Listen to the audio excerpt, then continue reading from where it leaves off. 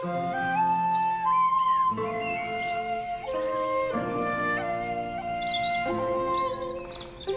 ব্যাপার, আজ এতবার জাল ফেললাম, দু একটার বেশি মাছ কেন জালে পড়ছে না? না, আজ দেখছি আকাশটা মনে হচ্ছে আমায় আর মাছ ধরতে দেবে না।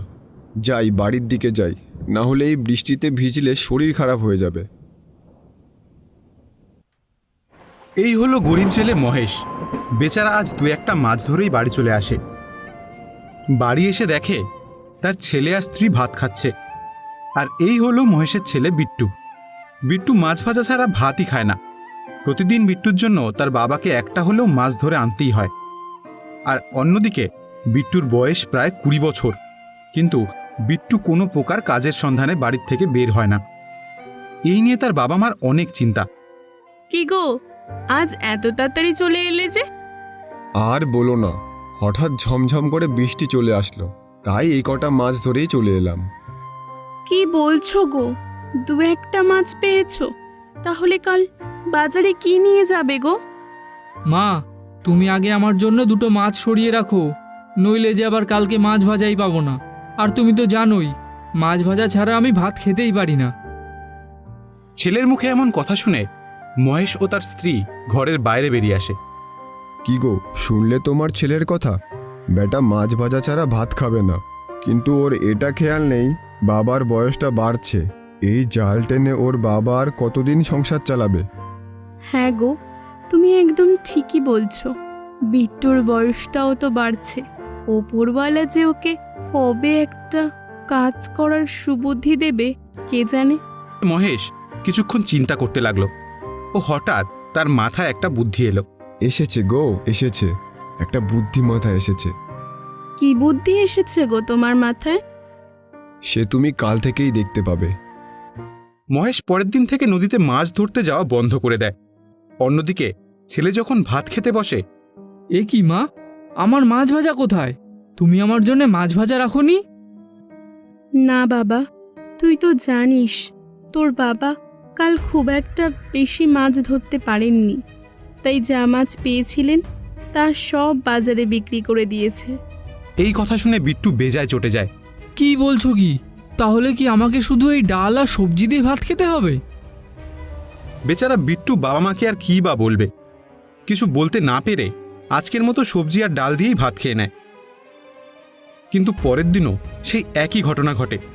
বিট্টুর বাবা মাছ না ধরতে গিয়ে চেয়ারের উপর বসে থাকে। আর বিট্টুর মা যখন বিট্টুকে খেতে দেয়, তখন বিট্টু বেজায় চটে যায়। এ কি মা, তুমি আজও আমায় সবজি ডাল আর ভাত দিয়েছো? আমার মাছ ভাজা কোথায়? বাবা বিট্টু, তুই জানিস তো তোর বাবার বয়স হচ্ছে। তোর বাবা আর আগের মতো মাছ ধরতে পারছেন না। কি করবি বল?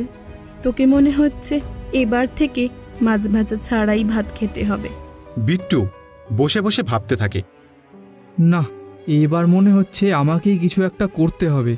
এবার থেকে আমিই যাব নদীতে মাছ ধরতে। কি হয়েছে বাবা, কি এত ভাবছিস? না গো মা, তেমন কিছু না। আচ্ছা মা, আমি ভাবছিলাম যে বাবার তো অনেক বয়স হলো, আর মাছও তো সেমন ধরতে পারছে না। বলছি এবার থেকে যদি আমি মাছ ধরতে যাই তাহলে কেমন হয় বলো তো? ছেলের মুখে এমন কথা শুনে বাবা মা খুব খুশি হয়। কি বলছিস রে বিল্টু, তুই মাছ ধরতে যাবি? তুই মাছ ধরতে পারবি?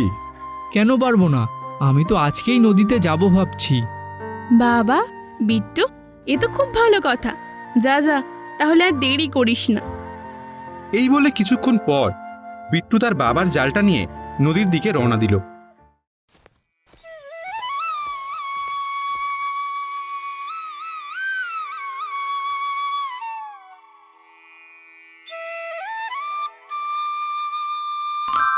আরে বাহ, প্রথমবার জাল ফেলতেই এত মাছ পড়লো। বিট্টু প্রথমবারেই এত মাছ পেয়ে খুব খুশি হয়। তাই সে দ্বিতীয়বার আবারও জালটা নদীতে ফেলে। আরে এ কি, এ তো আমার জালে ইলিশ মাছ পড়েছে।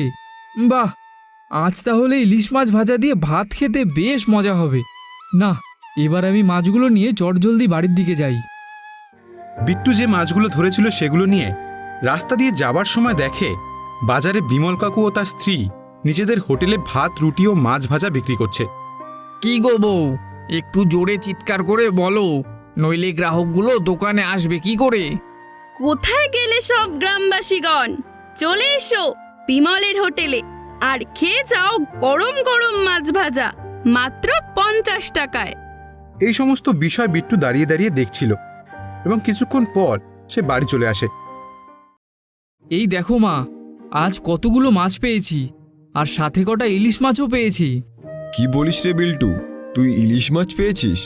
বাহ, খুব ভালো। মা, তুমি আমাকে একটা ইলিশ মাছ ভেজে দাও। দুদিন মাছ ছাড়া ভাত খেতে আমার যে কি কষ্ট হয়েছে আমি তোমাদের কি বলবো। হ্যাঁ বাবা, এই তো এক্ষুনি এনে দিচ্ছি।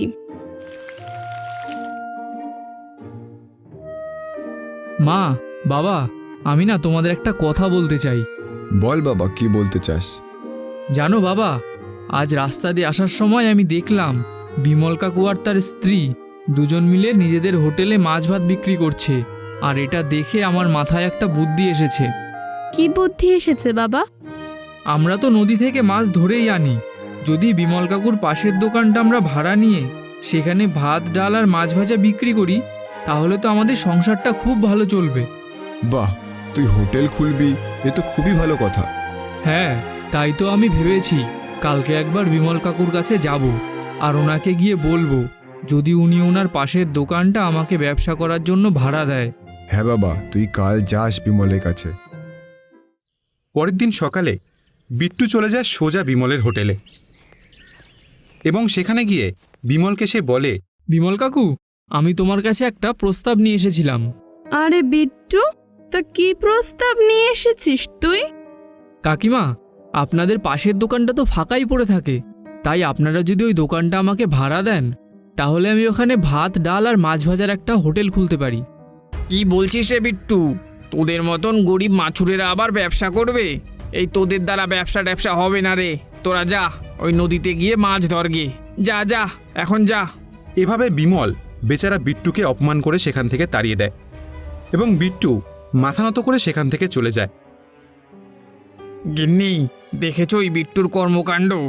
আমাদের পাশে হোটেল খুলে আমাদের হোটেলকেই বন্ধ করতে চাইছে। তাই তো গো, বেটা শখ কম নয়, ব্যবসা করবে। ভাগিয়ে দিয়ে ঠিক করেছো। বাবা, মা, জানো আজ কি হয়েছে? কি হয়েছে বাবা? জানো, আজ যখন আমি বিমল কাকুর দোকানে গেছিলাম ওই দোকানটা ভাড়া চাইতে, তখন বিমল কাকু আমাকে অপমান করে ওখান থেকে তাড়িয়ে দিয়েছে। তা এতে এত দুঃখ করার কি আছে? বিমলের দোকান, ও নাই দিতে পারে। তোকে যে দোকানেই ব্যবসা করতে হবে তার কি মানে? তুই তো ঠেলা গাড়ি করেও নিজের ব্যবসা করতে পারিস। কিন্তু বাবা, এই বৃষ্টির মধ্যে আমি ঠেলা গাড়ি নিয়ে কি করে ব্যবসা করব?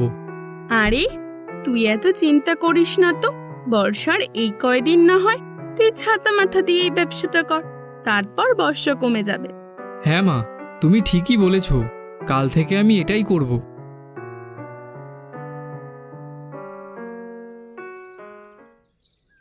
পরের দিন সকালে বিট্টু ও তার বাবা মা তার দোকানের সমস্ত সরঞ্জাম তৈরি করে নেয়, কিন্তু হঠাৎ কোত্থেকে যেন বৃষ্টি শুরু হয়ে যায়।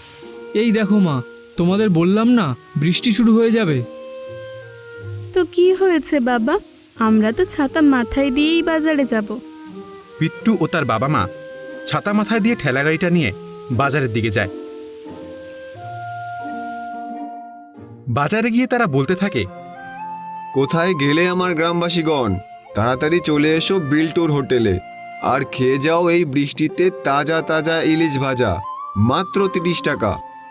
বিট্টুর বাবার মুখে এমন কথা শুনে বিমলের দোকানের খদ্দেরগুলো খুশুর ফুসুর করতে লাগলো। কিরে পরাণ, বিল্টু ওইদিকে 30 টাকায় ইলিশ ভাজা দিচ্ছে আর আমরা এইদিকে 50 টাকায় পুঁটি মাছ ভাজা খাবো। তাই তো গো পসাদা, এই বিমল তো আমাদের দারুণ ঠকাচ্ছে। না না, চলো চলো, ওই বিট্টুর দোকানেই চলো। এই বলে বিমলের দোকান থেকে সব খদ্দেরগুলো বিট্টুর ঠেলা গাড়ির কাছে চলে আসে।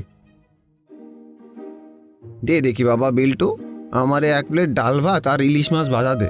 হ্যাঁ হ্যাঁ কাকু, এই তো দিচ্ছি, দাঁড়াও। বুঝলি বাবা বিট্টু, আজ আমাদের বাড়িতে রান্নাই হয় নাই, তাই আজ তোর ইলিশ মাছ ভাজা দিয়ে ভাত খাবো। দে দেখি, আমাকে 2খানা ভাত দে।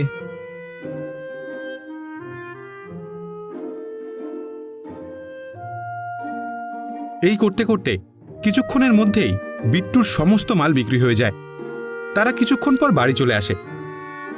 তারপর থেকে ছেলে ও বাবা দুজনে মিলে মাছ ধরে সেই মাছ ভেজে নিজেদের দোকানে বিক্রি করে সুখে শান্তিতে সংসার চালায়।